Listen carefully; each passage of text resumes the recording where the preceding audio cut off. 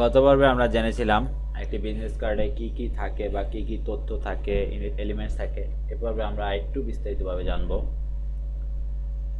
Business কার্ডে অবশ্যই একটি লোগো থাকবে এবং লোগোটি হাইলাইট হবে এবং লোগোর পাশাপাশি ট্যাগলাইন থাকবে। এখন ট্যাগলাইন কি সেটি আমরা আগেও জেনেছি আমাদের লোগো ডিজাইন টিউটোরিয়ালে। তারপর এখানে একটু বলছি, এখানে যেমন একটি আমরা বিজনেস কার্ড দেখতে পাচ্ছি। এখানে দেখুন, ডাইজেল ডিজাইন,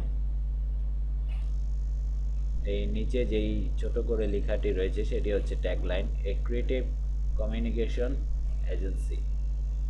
তো এই ট্যাগলাইনটি থাকতে হবে, তবে আপনার যদি ট্যাগলাইন না থাকে সেক্ষেত্রে ভিন্ন কথা।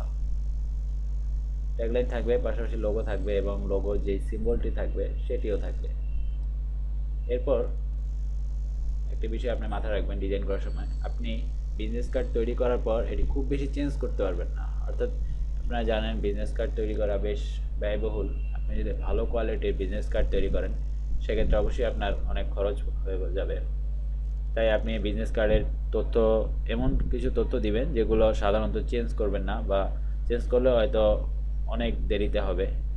কিন্তু আপনি যদি জেনে থাকেন যে আপনি কিছুদিন পরে আপনার কোম্পানির নাম চেঞ্জ হবে বা অ্যাড্রেস চেঞ্জ হবে বা মোবাইল নাম্বার চেঞ্জ হবে ইত্যাদি ইত্যাদি, সেক্ষেত্রে আপনি অল্প কিছু বিজনেস কার্ড প্রিন্ট করুন। তাহলে হয়তো ভবিষ্যতে আপনি চেঞ্জ করলেও আপনি যাতে নতুন করে আবার অন্যরকম বিজনেস কার্ড বা তথ্য এডিট করে আপনি দিতে পারেন, সেই বিষয়টি আপনার মাথায় থাকবে এবং সেটা মাথায় রেখেই আপনি বিজনেস কার্ড ডিজাইন করবেন। বিজনেস কার্ডে দেখুন, এখানে লোগোটি এবং সিম্বলটি হাইলাইট করে দেওয়া হয়েছে, অর্থাৎ বিজনেস কার্ডে এই বিষয়টি হাইলাইট করা থাকবে। অ্যাড্রেস থাকবে, তারপর কিন্তু আপনার কোম্পানির নাম, লোগো, ট্যাগলাইন ইত্যাদি এই বিষয়গুলো আপনি অবশ্যই আপনার বিজনেস কার্ডে হাইলাইট করে দিবেন। তবে ভিন্ন ভিন্ন ক্ষেত্রে ভিন্ন ডিজাইনও হতে পারে, সেটি সম্পূর্ণ আপনার ডিজাইনের উপর ডিপেন্ড করে এবং আপনার ক্রিয়েটিভিটির উপর ডিপেন্ড করে।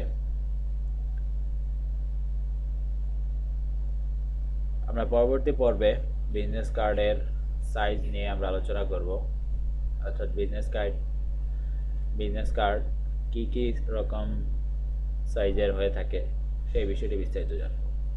ধন্যবাদ।